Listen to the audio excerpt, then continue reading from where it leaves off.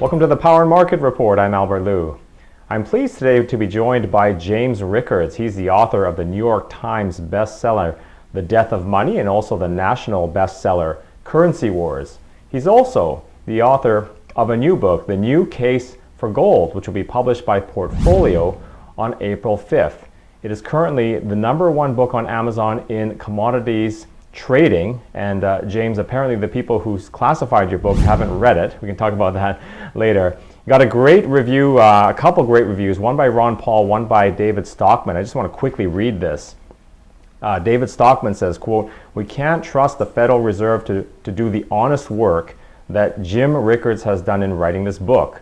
When the monetary system finally fails, there will be a flight to the only money that's left in the system, and that will be gold." Essential reading. That's David Stockman. So, James, thank you for being on the show. How are you? I'm fine, Albert. Thank you. And thank you for that kind introduction and your kind words about the book. By the way, you're right. Amazon does have it ranked #1 in its commodities list, but it's also #1 on the money list. So they break it, they have all these subcategories of the rankings. And so I agree with you. I always explain to investors that, gold, I don't really think of gold as a commodity. It's not a commodity because it's not used for anything. It's only good really for money. But a lot of people do think of it as a commodity. It's traded on commodities exchanges, but we're #1 in commodities and #1 in money. So Amazon has it right. All right, thanks for that correction. My first inclination is to ask you about the book, why do we need a new case for gold? But if you look at what's been going on in the markets, you look at the amount of monetary expansion we've had, and look at the price of gold, it appears that we do need a new case for gold because people are not buying the old case. Is that the market is not responding the way you would expect. So what is the new case for gold? Well, thanks, Albert. It's the title itself has a little bit of history, which I can explain briefly. Richard Nixon suspended gold redemptions in 1971. A lot of people think that's when the world went off the gold standard, but that was a technical thing. Actually, I spoke to Paul Volcker about this, and Volcker was in the room when Nixon did it. I also spoke to there were 5 people in the room. It was President Nixon, John Connally, Secretary of the Treasury, Paul Volcker, who was Deputy Secretary of the Treasury. There was Arthur Burns, who was Chairman of the Federal Reserve. And there was a 5th person there. And for a long time, I couldn't figure out who the 5th person was. And finally, I was speaking to a good friend of mine, Kenneth Dam. Kenneth was the dean of the University of Chicago Law School. He was acting Secretary of the Treasury on 9/11 because the Secretary of the Treasury at the time was actually in Tokyo and couldn't function in Washington. So Kenneth was deputy and took over, led the financial war on terror. So a very prominent American. And I said, Ken, I've never, he's a friend of mine, so I've never been able to figure out who the 5th man was. He said, it was me. Ken was a young lawyer in the Nixon administration at the time, and he was invited to go up to Camp David when Nixon went off gold. So he was the 5th man. So I've actually spoken personally to 2 of the 5 people in the room when Nixon ended the gold standard. But what they thought they were doing was temporary. They thought they were temporarily suspending redemption into gold of dollars for gold until they could reform the system and come back with something else. But that reformation process took a different turn, led to floating exchange rates. And it was actually 3 years later, in 1974, when the International Monetary Fund finally demonetized gold. So that was really the end of the gold standard, at that time. But these arguments, let's call it the old case for gold, have been kicking around. So when President Reagan was running for president, before he became president, was running in 1980, there was a big push to go back on the gold standard. And bear in mind, it had only ended in the mid-'70s. This was 1980, so it was only 5 or 6 years later. And it wasn't that long, and going back to the gold standard didn't seem that unreasonable. But what President Reagan did is, and this is often the Washington solution when there are controversial issues, he appointed a commission to study the issue. The commission was bipartisan. A lot of prominent Americans were on it, of both political parties. And they wrote a report, and they concluded that the U.S. should not go on a gold standard. But as often happens, there was a strong minority on the commission that voted against that recommendation. They wanted to go on a gold standard. And they were allowed to write a minority report. So the majority conclusion was no gold standard. but there was a minority report that said there should be a gold standard. And in that minority report were Ron Paul. And by the way, you've kindly mentioned that David Stockman had added some favorable comment on my book, but Ron Paul did also. So if you look in the back of the dust jacket, I'm holding it here, there's Ron Paul and David Stockman commenting. It was Ron Paul, Lou Lehrman, and some others. Well, that report, because it was a government commission and it was in the public domain, anybody could republish it. So some enterprising publisher took that minority report and published it as a book called The Case for Gold. So my book is The New Case for Gold, but it's an intentional play on that original title, which is well known to a lot of gold supporters. And the point is, the old arguments are still valid, and I go through them in the book, but there are new arguments. There are things that are true in the 21st century that were not even discussed in the 1970s, 80s, and 90s when all this debate was going on. One of them in particular is cyber financial warfare. Right now, Vladimir Putin has a 6,000-member cyber brigade, part of the Russian military and intelligence apparatus, operating outside of Moscow, working day and night to hack digital financial systems, banks, exchanges, and wipe out digital forms of wealth. So, I run into people, they're billionaires. They go, I'm a billionaire. I say, really, what do you have? And they say, well, I've got these stocks and these bonds and these other assets, et cetera. And I say to them, no, you don't. What you have are electrons. You have digital wealth. You may get a paper statement from your broker or your bank, but all of your wealth is represented in digital form. And if I come in and erase it, your wealth is gone. It can disappear overnight. It can be very, very difficult, if it's even possible, to restore that. Whereas with physical gold, there's no danger of that. You can't hack gold. You can't erase gold. You can't shut down gold digitally because it's physical. So in addition to all the old reasons, which I think are still valid, and I do talk about them in the book, there are new 21st century reasons to have gold. I mean, Albert, just look the other day, the country of Bangladesh, one of the poorest countries in the world, lost $100 million that was on deposit with the Federal Reserve Bank of New York. It wasn't on deposit in Bangladesh or India or with some, fly-by-night operation or even a solid commercial bank. They had deposited the money with the Federal Reserve Bank of New York, and that $100 million is gone. Now, obviously, there was some fraud or hacking behind it. I understand that, but the point is the money is gone. Whereas if they had had physical gold in a vault in a safe location, maybe Singapore, Switzerland, they would still have their money. So there are new reasons to have gold, which is that it cannot be hacked or erased. James, this is going to be a little bit of a tangent, but it's an interesting one, and you're perhaps uniquely qualified to answer this. You've studied financial war games. I'm wondering, in the case of some type of widespread digital attack where everything is wiped out, this is the stuff that movies are made of, there must be a way to restore it though, right? Information, data storage, cold storage. It would just take some time. What exactly when you theorize about this, about that type of attack, how bad would the pain be? Well, again, talk to Bangladesh. I mean, look, you say you can restore it or have, cold backup, maybe, but maybe not. How do we know what systems have been penetrated, which have not? In 2010, the FBI and the Department of Homeland Security found a Russian attack virus in the NASDAQ operating system. The NASDAQ is the second largest stock market in the world. This was not a criminal gang out to steal your credit card number. This was Russian military and intelligence operations. Now, that virus was found and disabled. By the way, this was documented in Bloomberg Magazine, July 2014, so you can look it up. It's not, I don't make this stuff up.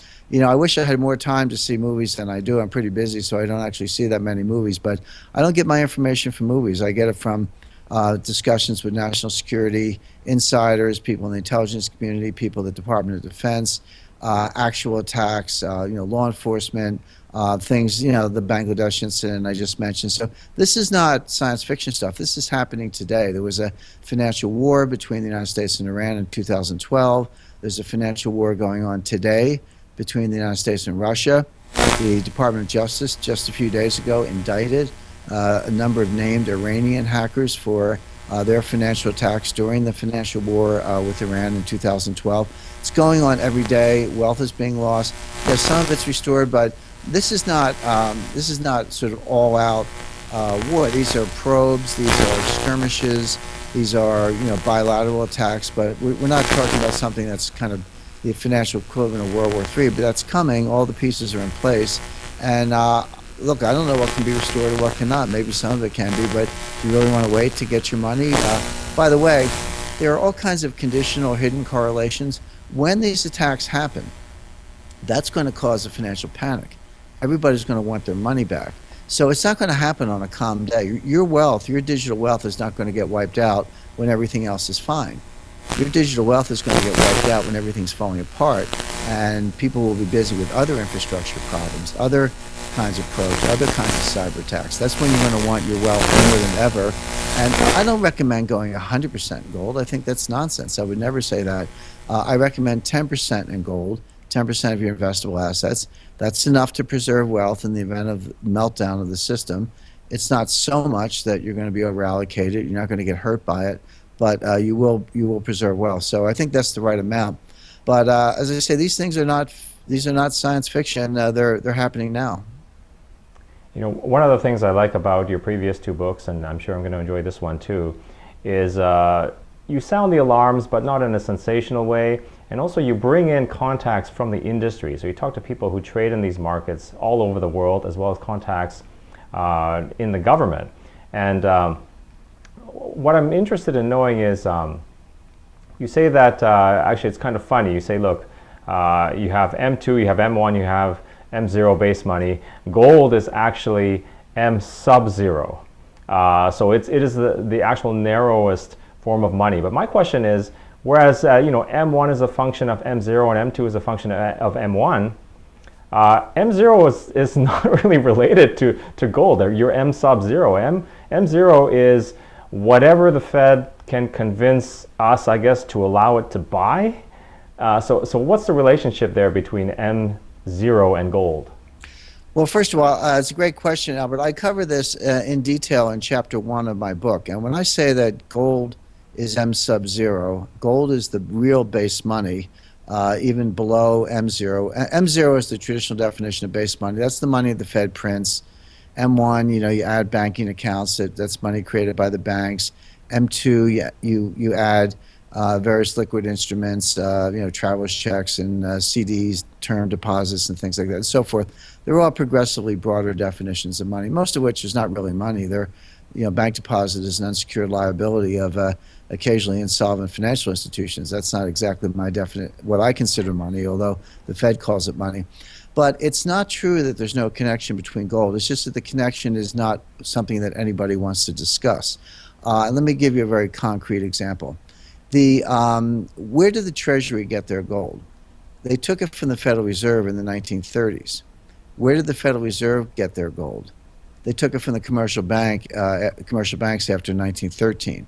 Where did the banks get their gold? They took it from depositors who put in coins, and they melted down the coins, turned it into 400-ounce bars. And they said, well, yeah, you can still own your gold, but nobody's going to walk around with a 400-ounce gold bar in her pocket or his pocket. So the point is, over the last 120 years, we've seen a progression where people had gold coins, then they had bars in a vault, then the bars were taken over by the Fed, then the bars were taken over by the Treasury, then we abolished the gold standard completely, and then we got paper money, and now we have digital money, and we're like pigs. Before you slaughter the pigs, you got to herd them all up into a pig pen, into a slaughterhouse, into a pen. And savers and investors are being herded into a digital slaughterhouse run by the big banks, where they can now be fleeced with negative interest rates, account freezes, reprogramming the ATMs in a crisis so you only get $300 a day for gas and groceries. And again, these things are not made up. Talk to people in Cyprus, talk to people in Greece, talk to your grandparents about what happened in 1933 when the banks were closed, et cetera. All these things have happened before. They're not invented. But meanwhile, so the Treasury took the Fed's gold, and they gave the Fed a certificate because, the Fed is privately owned, the Treasury is the government, and the government under the Fifth Amendment is not allowed to take property without just compensation. So how exactly could the Treasury take the Fed's gold, which is the government taking a private property, without just compensation? What the Treasury did, they gave the Fed a gold certificate, which is carried on the Fed's balance sheet. Now here's the interesting part. I took a look at that certificate, And they value the gold at $42 an ounce. Of course, we all know the gold today is, a little over $1,200 an ounce. I mean, it fluctuates, it goes up and down, but it's, around in the $1,200 range. Well, they value the gold at $42. That's just the historical cost accounting. It's an accounting convention, no big deal. But take the value on the balance sheet and divide by $42, and that'll tell you how many ounces they have, and then convert the ounces into tons. It turns out that that certificate is worth 8,000 tons. Guess how much gold the Treasury has? 8,000 tons, approximately. Now, in 1950, the United States had 20,000 tons. In 1970, we were down to 9,000 tons. There was a run on Fort Knox, and that's why we were going to, within a few years, we would have been out of gold.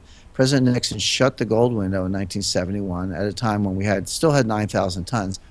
Between 1971 and 1980, the United States dumped another 1,000 tons on the market to suppress the price of gold, which failed because, of course, the price of gold went to then record $800 an ounce, from $35 an ounce in 1971 to $800 an ounce in 1980, a period of 9 years. So the Treasury kind of at that point threw in the towel and stopped suppressing the price. And in 1980, we had about 8,000 tons. We still have 8,000 tons. Why did the Treasury suddenly stop dumping gold at 8,000 tons? Why didn't they keep going? They could have dumped another 1,000 tons and another 1,000 tons. Instead, the United States twisted arms among our allies. We got England to dump their gold in 1999. We got Switzerland to dump several thousand tons in the early 2000s. Poor Canada just got rid of the last of their gold a few days ago. So we've been getting all these other countries to dump gold on the market. The IMF, we twisted their arms. They sold 400 tons in 2010. We've been getting everyone else to sell their gold. I'm curious about why the U.S. never sold any more gold after 1980. Well, could the answer be that the Treasury has 8,000 because they needed to back up that gold certificate over at the Fed, which also equates to 8,000 tons? It sure looks that way. So the gold is the real support for the Federal Reserve. The Treasury won't sell it because they have to, potentially, they have a moral obligation to honor their gold certificate to the Fed, which equates to 8,000 tons. So, look, does anybody talk about this? No. Do they mislead us? Yes. But I just look at the numbers, I look at the law, and I look at the facts, and I can see very plainly that the Fed is propped up not by the money supply, but by the gold. And by the way, if you look at the Fed's balance sheet right now with gold at $42 an ounce, which is where they value it, they're levered 100 to 1. The Fed looks like a really bad hedge fund. But if you took the gold and marked it to market at $1,200 an ounce, guess what the leverage would be? It's about 12 to 1. In other words, it looks like a normal bank. So all signs point to the fact that the Federal Reserve is propped up by the 8,000 tons of gold held by the Treasury, both in terms of leverage, in terms of solvency, and in terms of law. So gold is supporting the Fed, whether anyone admits it or not. So I think there's a very close connection between gold and money. That's interesting. Now, it must depend on who you are, though, because, for instance, when Nixon went off the gold standard, I mean, the average person could not redeem in gold anyway. Now governments can't redeem in gold. So even though they have this 8,000 tons, it's not redeemable. Basically, they're not vulnerable to a run. They can do anything they want, can't they? Well, look, you can redeem dollars for gold tomorrow. Just wake up tomorrow morning, take your dollars and buy gold. What I tell people is, why do you care? Or why do you wait for the government to go on a gold standard? You can go on a personal gold standard. From 1933 to 1975, it was illegal. It was a felony for United States citizens to own gold. It was like having drugs or contraband. It was actually an illegal substance. That changed in 1975. But in the last 40 years, the government, I'll say brainwashed, but miseducated, brainwashed, conditioned, pick your word. We've basically convinced Americans that gold has no value.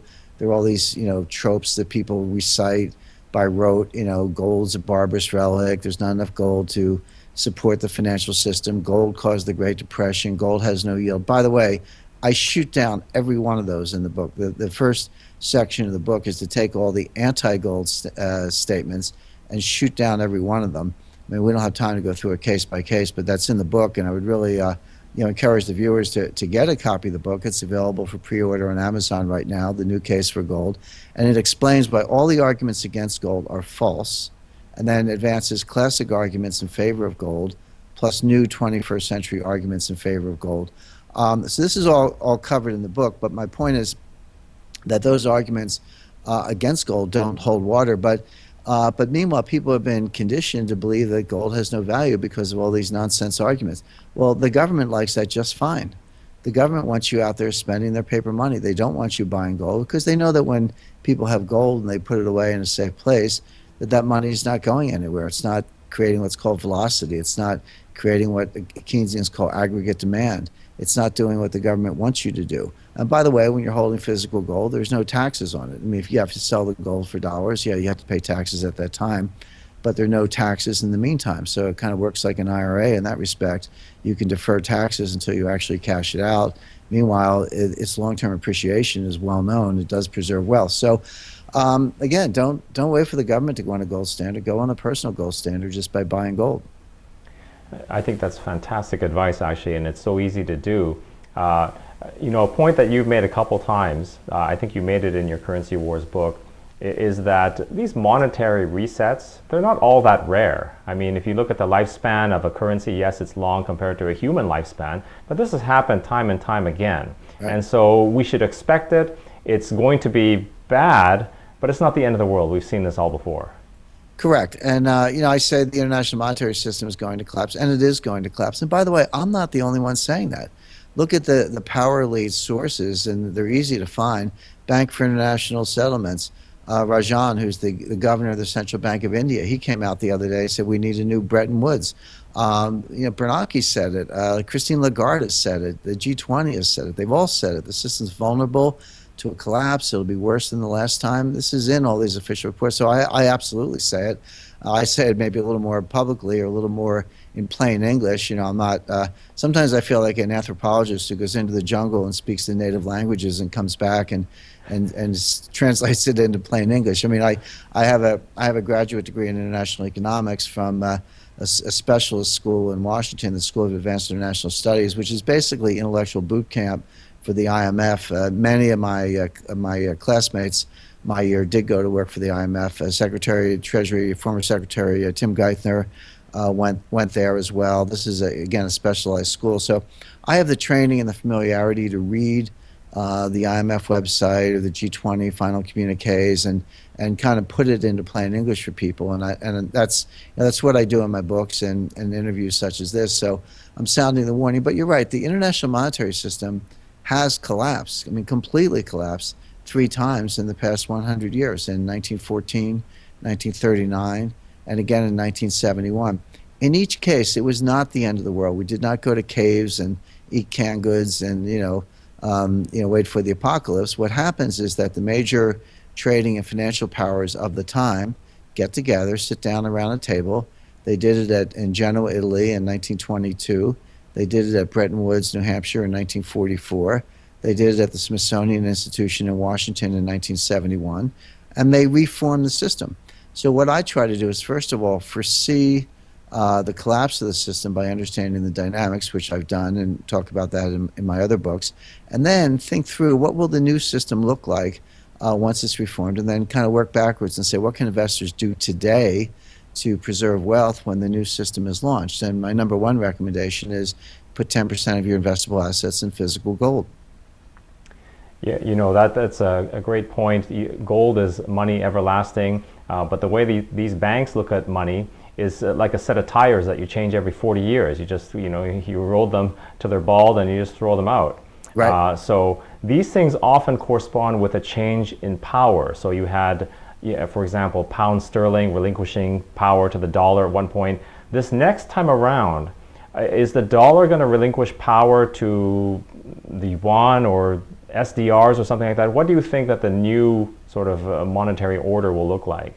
Well, it'll be one of two things. It will either be the SDR, that stands for Special Drawing Right, which is world money printed by the IMF, or gold, or maybe a hybrid, maybe a gold-backed SDR, which wouldn't be bad at all. Now, what's interesting is that a lot of people think that the dollar suddenly and overnight replaced pound sterling as the leading global reserve currency as a result of Bretton Woods in 1944. Well, Bretton Woods did enshrine the dollar-gold relationship and make it the leading reserve currency, but that was actually a 30-year process. It began in November 1914 That's when trade flows between the U.S. and the U.K. reversed. That was near the beginning of World War I, and the U.K. was desperate to get supplies. Remember, the U.S. was neutral at the beginning of World War I. We didn't get involved in the war until 1917.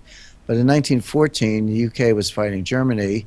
The U.S. was neutral, but the U.K. was buying, weapons, wool, cotton, food, whatever they could from the United States. And at the time, the world was on a gold standard, so gold was flowing out of the UK towards the US. Again, those flows kind of reversed in favor of the United States in 1914. So that was the beginning of the end of sterling. Now it muddled through for another 30 years.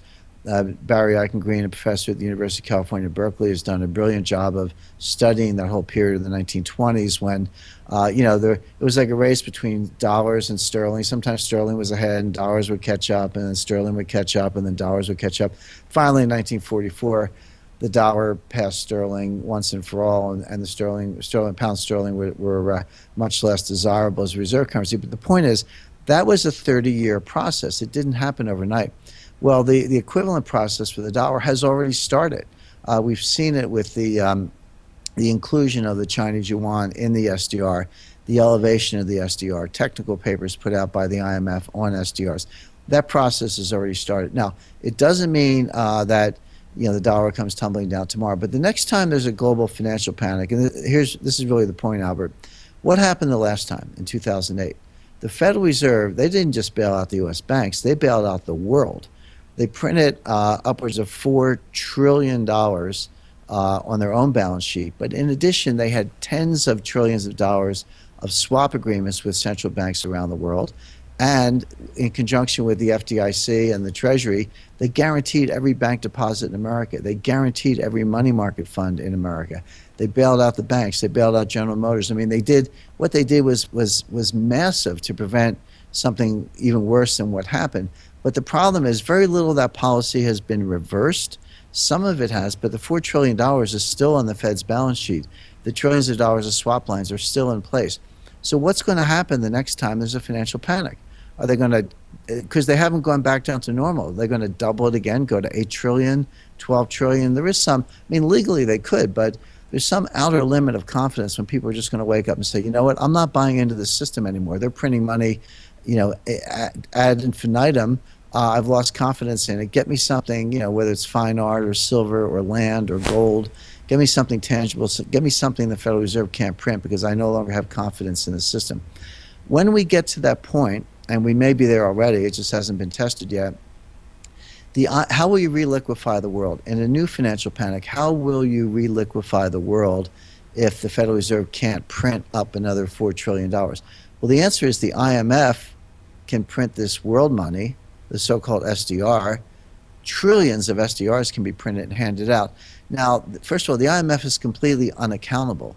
Nobody elects the IMF. You've got, there's an executive committee of, 24 nations represented, but they've got kings, they've got dictators, they've got communists on that board. So it's, nice crowd we're hanging out with. They're self-perpetuating, unelected, unaccountable. And when the inflation comes as a result of printing trillions of SDRs to bail out the world, Americans are going to complain about the inflation. And members of Congress will say, well, don't blame us. Don't blame the Fed. It's those guys over at the IMF. Good luck finding them over in the West End of Washington, D.C. They got a little hideout over there. So my point is that will be tried, but whether it's successful or not remains to be seen. In other words, if it works, it'll only be because people don't understand it, because it's so technical and so laced with jargon and so unaccountable that it'll just happen and no one will really understand it. But I think the more likely course is that people will say, you know what, we've lost confidence in all the other paper money we know.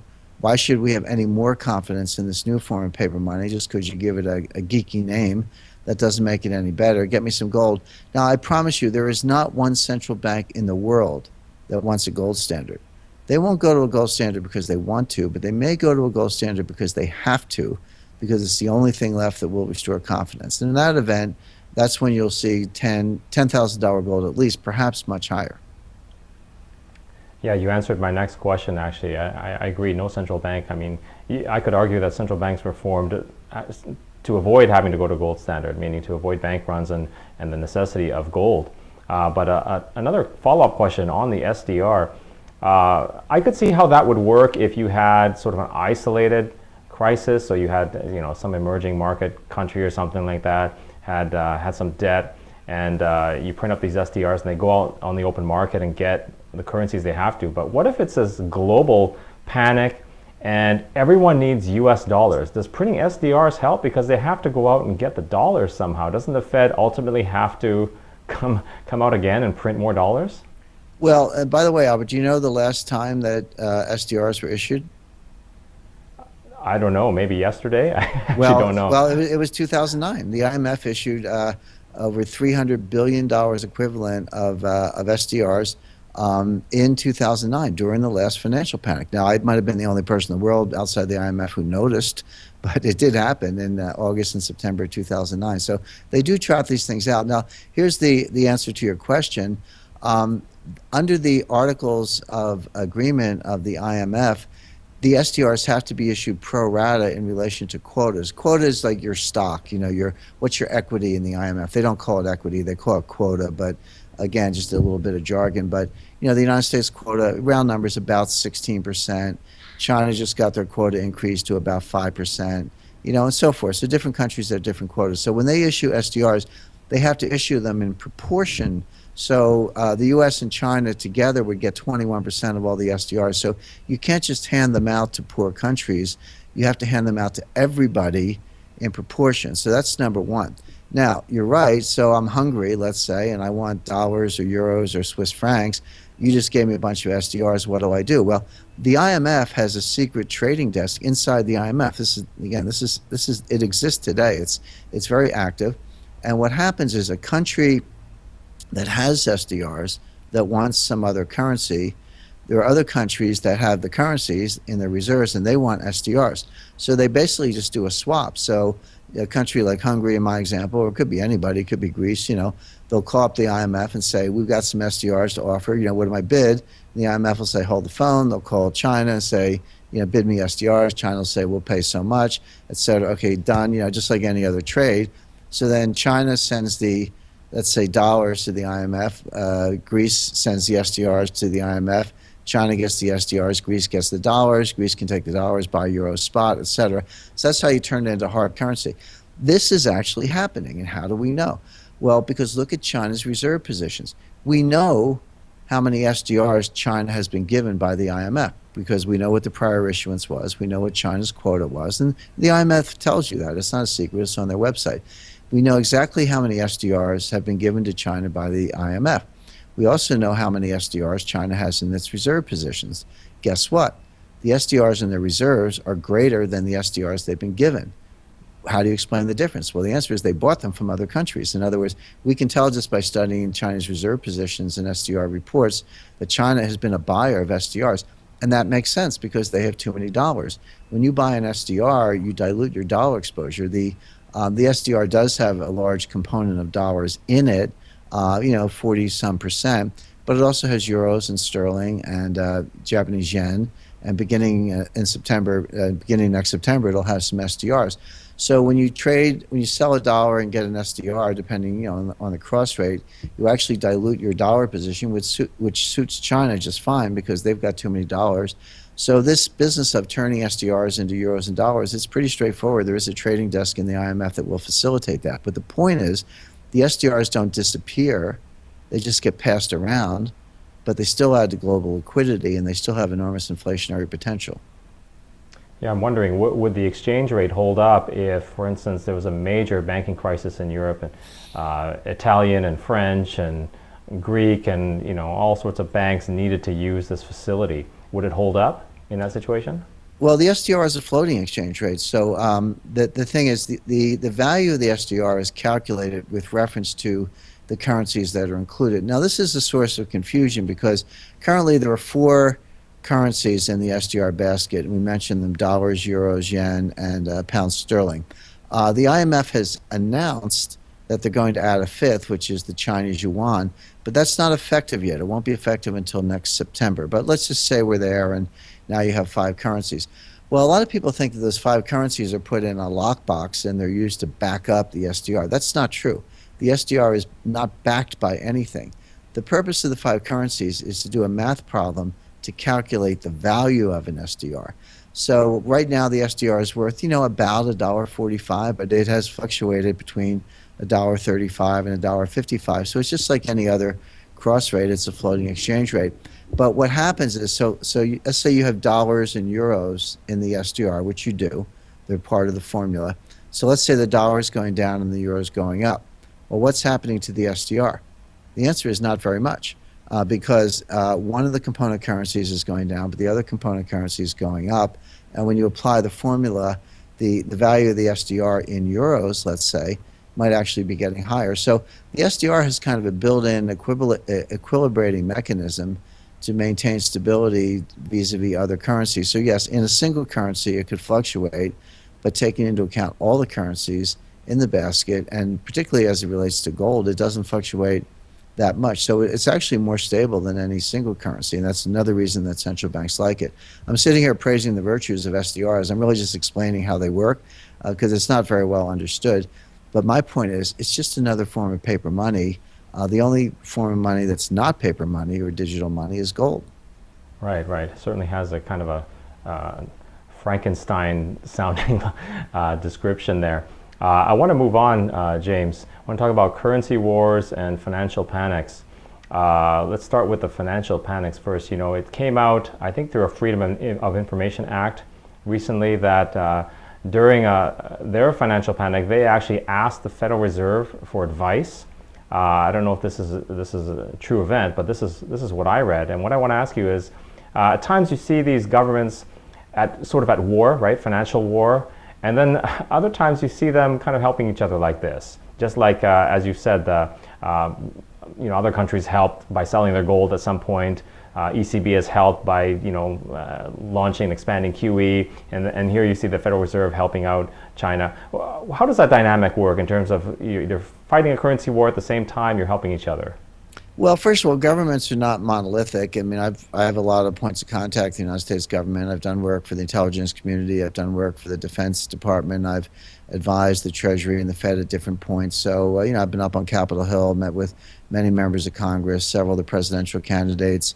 Some still in the race, some not. But the point is, I have a lot of contacts in the government, and governments are not always of one mind. One agency might pull one way, and another agency pulls the other way, or they get conflicting policy goals. So when you get to central banks, first of all, of course, the Federal Reserve is not part of the United States government. It is privately owned. I think that's pretty well known. It's owned by the banks, by commercial banks. Now, it's true that the Board of Governors is appointed by the President with the advice and consent of the Senate.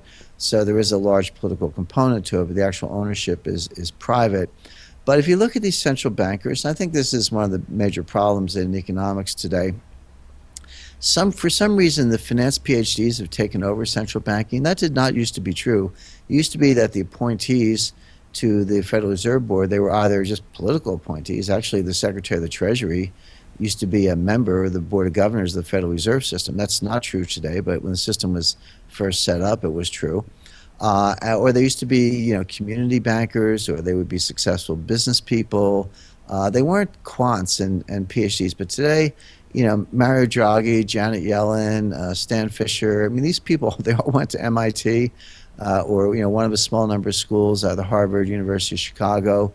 They were each other's teachers and thesis advisors. I mean, Stan Fisher's a little bit, vice chairman of the Fed, he's a little bit older than some of the others, but he was thesis advisor, PhD thesis advisor to other people who are governors and heads of central banks in other major countries around the world.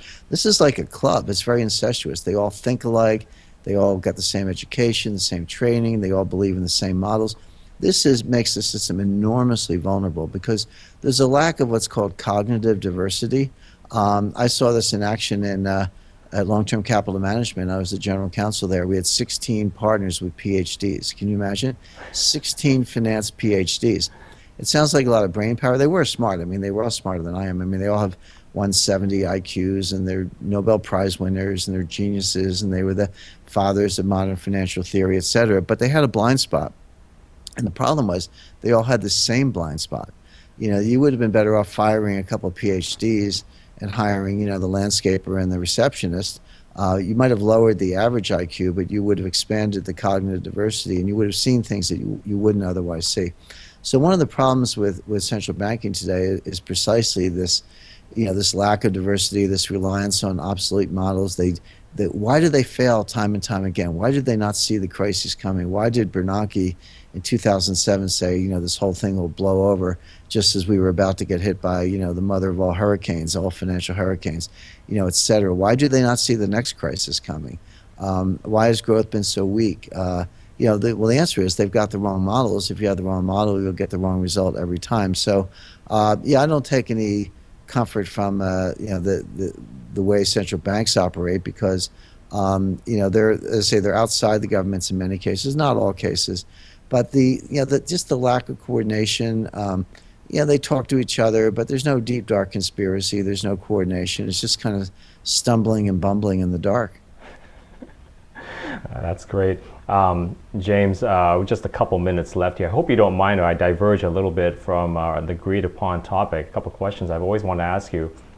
Regarding your past, you referred to the central bank as an over-levered hedge funds. You certainly know something about that. You alluded to your role at LTCM as general counsel and basically negotiating the bailout. I've always wondered, people talk about moral hazard. That bailout, was that a public bailout or a private bailout in your view? It was private. I mean, it's not my view. That's just the case. That was all private money. It was about $4 billion put together over 3 or 4 business days. I mean, we worked without sleep. It was interesting. Skadden Arps was the law firm that hosted the bailout negotiations. They didn't represent LTCM or all the banks. They represented 1 or 2 of the banks. But the point is, it had to be somewhere, so we had it at Skadden Arps. We had 24-hour catering. The first day, nobody shaves. Second day, the ties are gone. Third day, shirts are unbuttoned, to the chest. People working night and day, sleeping on cots. But we worked around the clock because we knew that we only had hours and days to save the world financial system. It literally came within hours of every stock and bond market in the world shutting down. That is not an exaggeration. Alan Greenspan and Bob Rubin both testified to that effect in later congressional hearings. I saw it firsthand. I knew how close the system came to collapse. One of the reasons I was able to see 2008 coming, because I was on the lecture circuit in 2005, 2006. I didn't have my books out then. They came later, but I was lecturing. I had a regular class at the Kellogg School at Northwestern. I lectured at SAIS in Washington, the Applied Physics Laboratory, and elsewhere. And I made it very plain that this collapse was coming. I didn't specifically say, this date or the mortgage market, but I could just see it systemically what was going on. And the point is, I learned that from LTCM, from watching the system collapse at that time. But that was completely 100% private. But it raises an interesting point, Albert. So look at the sequence. In 2008, private money bailed out a hedge fund that was about to collapse the world. I'm sorry, in 1998. In 1998, private Wall Street money bailed out a hedge fund that was about to collapse the world. In 2008, the central bank bailed out Wall Street. The next crisis, let's say 2018, so this is like a 10-year tempo, 1998, 2008, let's say 2018. So Wall Street bails out a hedge fund in 98. Central banks bail out Wall Street in 2008. Who's going to bail out the central banks in 2018? Who's bigger than the central banks? Well, there's only one thing bigger than the central banks. That's the IMF. And that's where these SDRs are going to come in. But I don't think it'll work either. This is why people are going to have to go back to gold, whether they like it or not. But don't wait. Get your gold today. My book, The New Case for Gold, explains why. Part of it's theoretical. Part of it's the sort of thing we've been talking about systemic risk. But another part of it is very practical. It has practical advice on where to get gold, how to store it, how to think about it, why physical gold rather than paper gold. So it's a little bit of a how-to survival guide as well, and I hope people enjoy it. Okay, one more short question. You've got contacts in government and on Wall Street. I want to talk about Donald Trump. Just your view. The establishment seems to be afraid of him. Is he a threat? Why are people reacting the way they are to him? It seems more than just a guy who acts like a buffoon that they don't like. They seem to be legitimately concerned that something is going to change. Well, they should be, because he stands for the opposite of everything they stand for. When you try to define Trump, he's actually a bit of a populist. He's not He's not what they call movement conservative. He has some conservative views on certain topics. He's shown amazing strength among evangelicals. One would have thought that Ted Cruz had a lock on the evangelical vote, but that has not turned out to be true. Trump has a lot of support among evangelicals. But Trump, doesn't owe them any favors. He doesn't owe them any money. He's not in their pocket. I'll tell you a quick story. I was down at the Treasury behind closed doors, and I was advising two groups. There's something called the Office of Financial Research, the OFR, and there's something called the Financial Stability Oversight Committee, FSOC, or the FSOC. So you have the FSOC and the OFR. These are two agencies created by Dodd-Frank, and they were created for the purpose of considering the next financial crisis and improving the government's ability to analyze systemic risk. I was invited in, private briefing, behind closed doors, just me and 7 or 8 representatives of these two agencies. And I went through a presentation, not unlike what we're talking about now or what I include in my books.